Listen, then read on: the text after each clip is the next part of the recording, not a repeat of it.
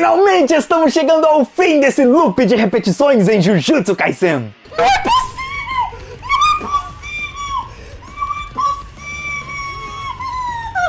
Mas peraí, Joe, seguindo a sua lógica, esse capítulo também foi repetitivo. Logo verei a cara de surpresa daquele miserável! Não, jovens gafanhotos, Porque, embora esse capítulo tenha trago as mesmas coisas dos anteriores, com aquele loop de repetições que eu já havia explicado, ele teve algumas coisas importantes, ao menos 3 que eu possa listar, que fazem desse capítulo não só um bom capítulo, como também divertido, de diversão, engraçado e ao mesmo tempo bem explicativo, além de nos mostrar que daqui em diante esse loop de repetições pode finalmente ter um fim. Já era tempo! Não que a batalha vai acabar, mas sim que essa luta finalmente vai se tornar algo mais interessante. Então, bora para mais esse vídeo de Jujutsu Kaisen, capítulo 255. E antes que eu me esqueça, haters que estão me zoando, que estão tirando com a minha cara, podem continuar porque eu adoro. E eu adoro mostrar para vocês que vocês são apenas um passapanista.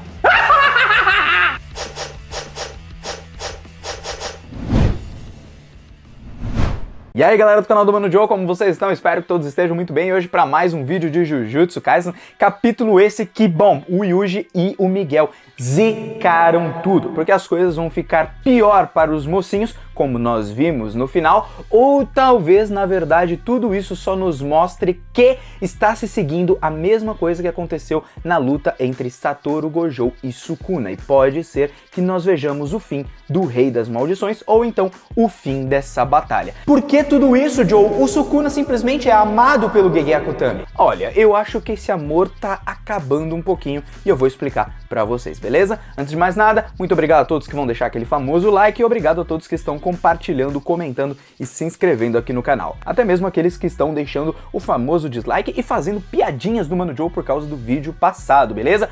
Um beijo, Thiago Kenji. Um beijo, Real Franga. Vocês são demais. Vem aqui pro pai. Vem peitar o pai. Achou que eu não ia dar nome aos bois, papai? Vem pra cima, lindos. Vai chorar. Bom, de toda forma, vamos direto pro nosso capítulo, que foi muito divertido no meu ponto de vista, porque teve carisma. Se muitas vezes falta atenção, o medo, esse tipo de coisa que Jujutsu traz por abordar maldições, o mal humano, energia amaldiçoada, esse tipo de coisa um pouquinho mais séria, nós tivemos uma parada aqui muito mais engraçada graças ao Miguel, que é um personagem extremamente divertido, e esse carisma me ganha no capítulo ao ponto de eu falar, pô cara, a entrada desse cara foi demais. E é assim que nós iniciamos o nosso capítulo, com o Miguel e o Larue aparecendo, porque foram eles que salvaram o Kusakabe e o Yui. Detalhe para o rosto do Kusakabe, que parece ainda estar vivo, bem machucado e fora de combate, mas ainda vivo. Eles chegam para ajudar nessa batalha quando nós temos um flashback do Miguel conversando com o Okotsu e também o Lauri ali no meio de sua conversa. Com o Miguel dizendo, ó, eu não vou entrar nessa luta porque o bicho é simplesmente algo que se compara a Satoru Gojo, ou pelo menos é mais forte do que ele,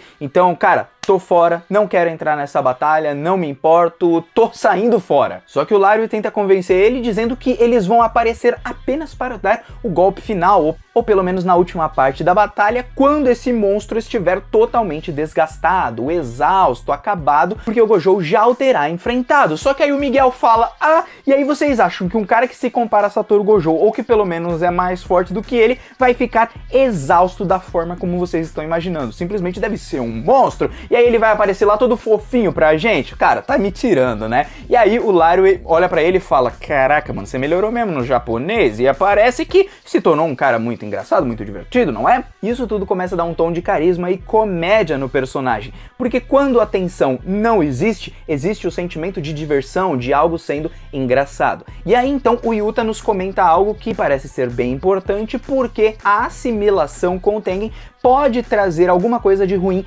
para as pessoas do resto do mundo. Aqui o que me deu a entender, tanto na leitura da Gekko Scans e também da Kai-san Backup, foi que o monstro criado dentro do Japão, que fosse assimilado com todo o povo japonês, ele iria para os outros lugares e sairia destruindo tudo, fazendo com que, habitualmente, todas as pessoas seriam forçadas a se transformarem em feiticeiros. Então, olha o plano do Kenjaku surtindo efeito aí. Só que aí o Miguel, ele faz mais uma piada, dizendo assim, ó, eu prefiro enfrentar um Godzilla do que o próprio Sukuna, porque o Godzilla, quem sabe, né, ele foge ali, mesmo indo pra terra do Miguel e tal, só que no caso do Sukuna, é certeza que ele vai direto pro abate, ele vai direto pra morte. E aí então, nessas piadinhas do Miguel, vai tornando tudo mais engraçado, principalmente quando ele diz agora pro Yuta que, poxa, vocês japoneses acham que negros maravilhosos como nós não morrem, aconteça o que acontecer, vocês querem nos colocar para morrer? Pelo bem dos meus irmãos, eu tenho que recusar esse pedido.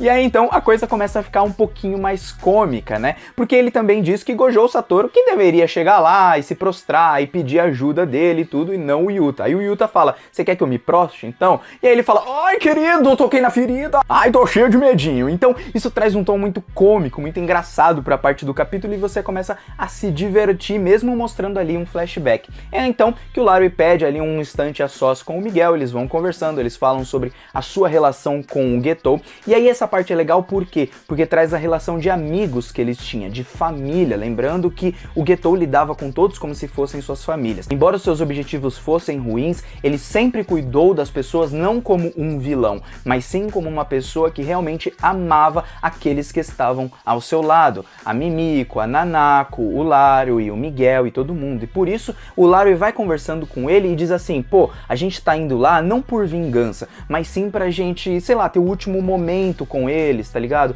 Dizer pra eles assim, ó, subam ao céu com ânimo e tudo, como se eles estivessem indo ali pro enterro dos seus amigos, mas se nós pudermos ver algo além disso, seria os dois irem para a morte para morrerem todos como uma família, como se todos fossem pro mesmo lugar. Isso que eu achei muito interessante. Só que aí o Miguel, ele dá a primeira zicada desse capítulo, porque ele diz a sua condição para ir lutar. Aliás, a sua não, a nossa, porque vai juntar ele junto com o Lario. Afinal, com mais companheiros, com mais amigos, é bem melhor. E essas condições são, o Sukuna não pode ser capaz de usar o seu domínio e eles só vão depois do Satoru e Okotsu perderem. Então, quando forem esses dois feiticeiros mais fortes, eles aparecem lá para dar aquele famoso golpe final. Eu digo que essa é a primeira zica porque isso já é um indicativo que vai acontecer do Sukuna retornar com o seu domínio, ou Fukuma Mizushi, ou então utilizando ali a técnica das sombras de alguma forma, talvez até utilizando a expansão do Megumi dessa vez, e talvez a assimilação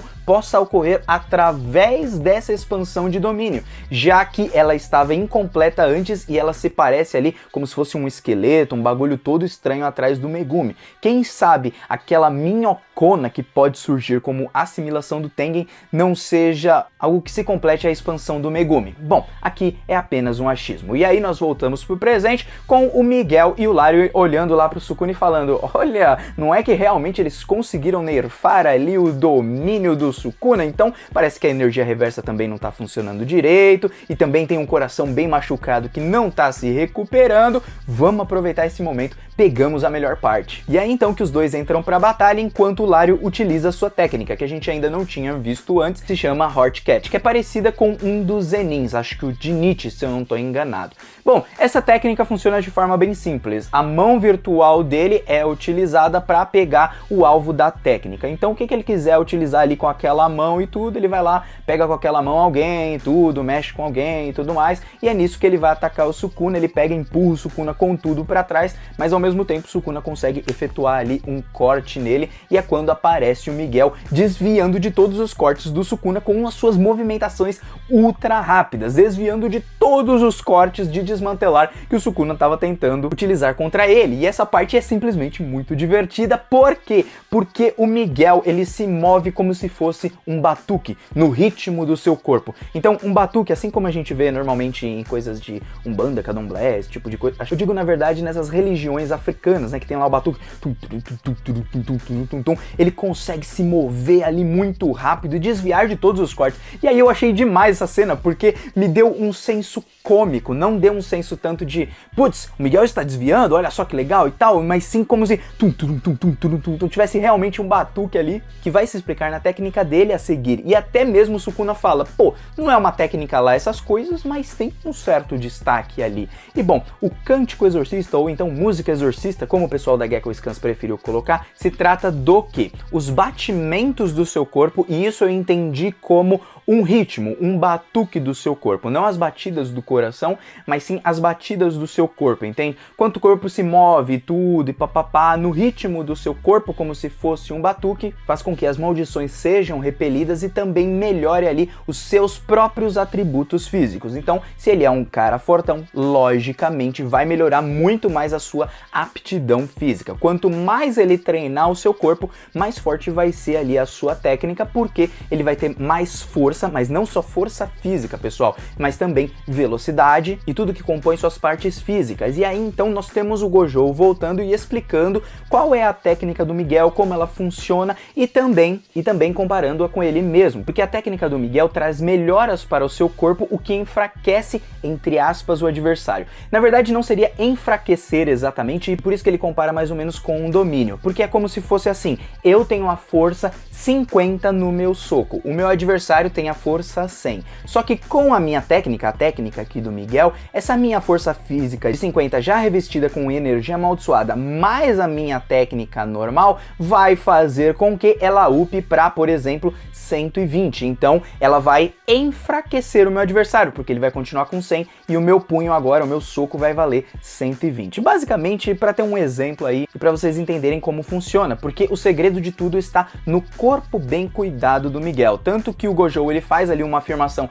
que para alguns pareceu meio racista, né? Não vou falar aqui o nome para a plataforma não me atrapalhar aqui no vídeo, mas explicando aqui para vocês, no meu ponto de vista, não teve nada de racismo nesse caso aqui, nem velado, nem nada do tipo. Para mim foi apenas um estereótipo. Assim como muitas vezes a gente tem aquele estereótipo de que russos são pessoas grandes, altas e fortes, ou então japoneses são todos inteligentes, entendeu? Mais ou menos nesse conceito. Eu acho que ele quis elogiar o Miguel, usou algumas palavras erradas, por isso que o Miguel fala assim, pô, você tá me discriminando? Ele falou, eu sou top porque eu sou eu. O Gojo pede desculpa e tá tudo bem. Na verdade seria ali um estereótipo, como você olhar um cara com óculos ou então calvo e falar pra ele que, bom, as análises dele são uma merda, porque ele é um velho calvo e que usa óculos, deve ser um nerdola. Então, são estereótipos que a gente acaba vendo em qualquer outra pessoa. Todo mundo tem esse tipo de coisa. Assim como muitas vezes nós vemos comentários como, aquele negão deve ter uma piromba desse tamanho. Entendeu o que eu quis dizer? É apenas um estereótipo no meu ponto de vista. Se você discorda, beleza, vamos para o próximo ponto,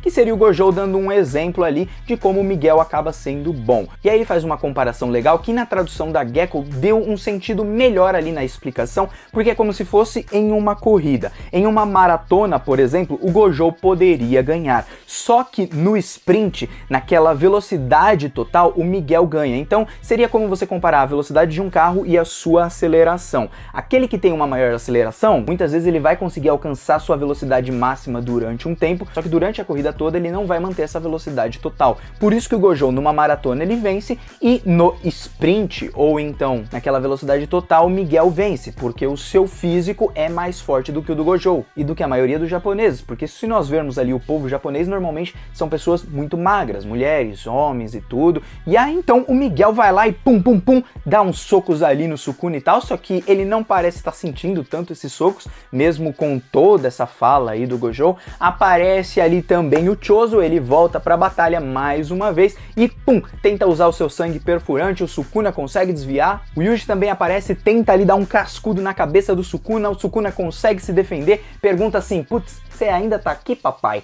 E aí então nós começamos a ter ali uma explicação sobre o voto vinculativo que o Sukuna teve para utilizar contra o Satoru Gojo, e por isso que agora ele precisa toda vez fazer o símbolo do santuário malevolente, ao mesmo tempo que recita encantamentos e também aponta com a palma da sua mão a direção onde seu golpe deve ser aplicado. É assim que funciona o destrinchar que corta o mundo, ou então desmantelar que corta o mundo, porque antes ele só precisaria fazer o quê? quê? Utilizar ali o mesmo símbolo da sua expansão de domínio, do santuário, e utilizaria ali o seu golpe. Só que agora ele tem outros requisitos para utilizar esse golpe, porque ele fez aquele voto para utilizar apenas com uma mão o seu corte que corta o mundo para então vencer Satoru Gojo.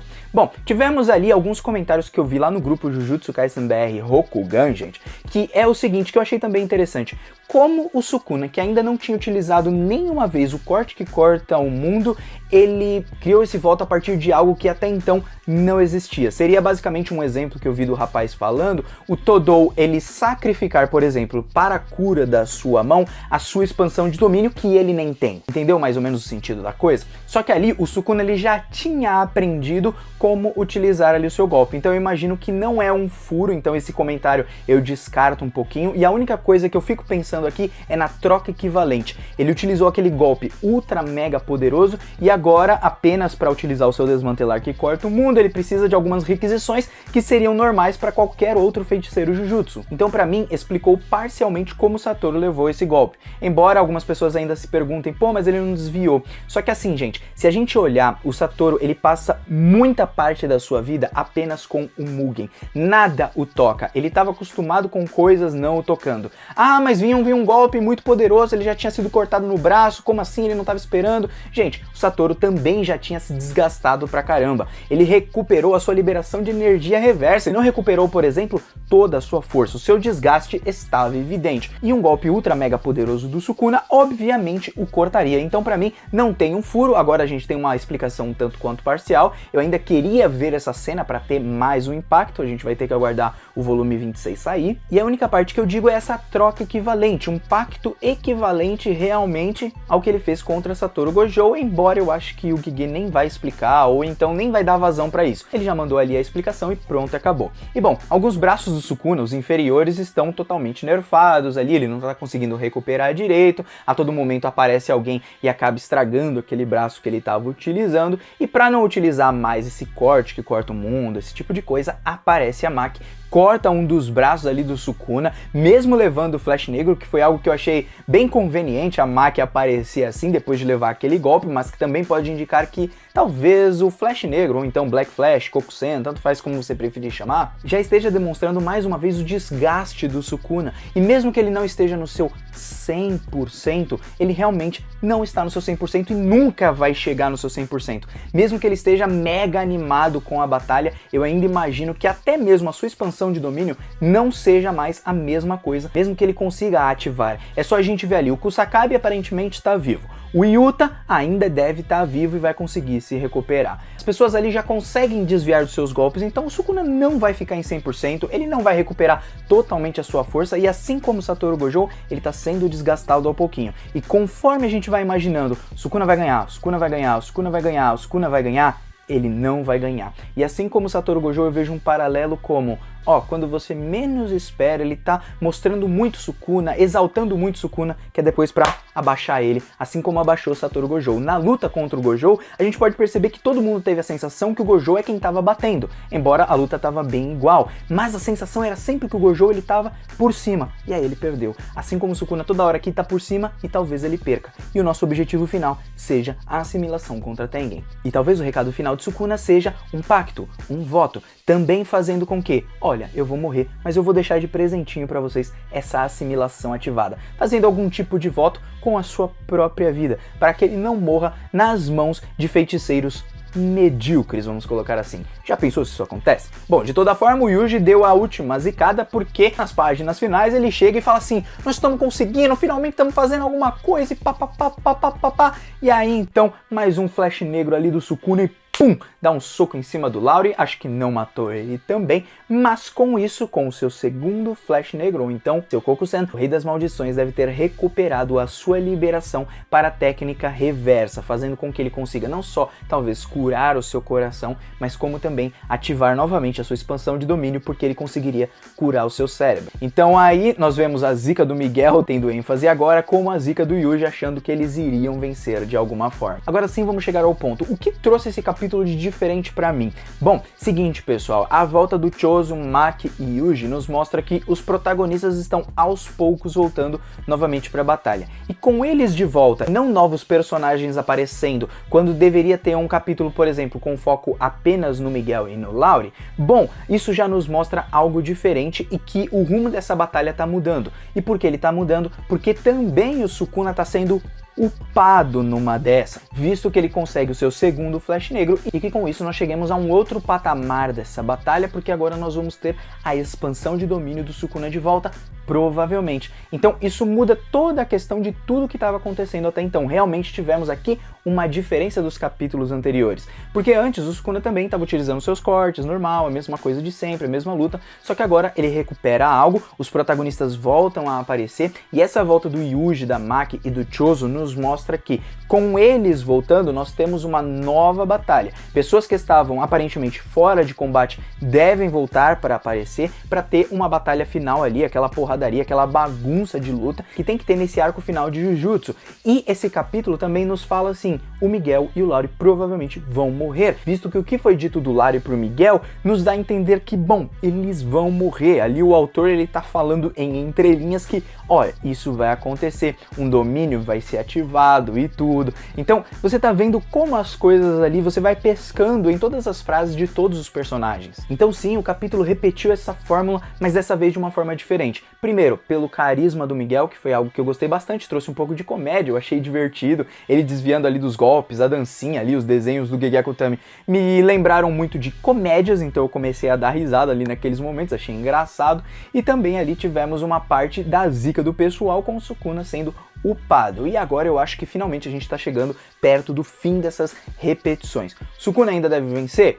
Provavelmente que sim. Agora, eu acho que ele tá desgastado e uma hora ou outra, mesmo que a Uraume tenha falado, ele ainda não mostrou seu máximo e tal, gente, mesmo mostrando seu máximo, eu acho que o Sukuna ele nunca vai superar o que um dia ele já alcançou, porque já tem muita gente lutando com ele e ele tá desgastado, ele também é um ser ali. Então, logicamente, se não tiver alguém para dar uma semente dos deuses para ele, ele nunca vai se recuperar totalmente. Não enquanto estiver aparecendo um monte de gente para lutar contra ele. E talvez numa expansão de domínio a gente tenha ainda mais noção de que os seus cortes já não são a mesma coisa de antes. Até mesmo o seu corte que corta o mundo. Talvez chegou um momento desse corte que corta o mundo não cortar nenhum pãozinho para fazer manteiga, né? Quem sabe? Vamos ver o que nos aguarda para os próximos capítulos, beleza? O Mano Joe aqui está vazando. Até um próximo e, senhores passapanistas, Mano Joe tá na área. Se sair capítulo ruim, eu vou falar mesmo. Mas esse foi melhorzinho. Tô indo nessa.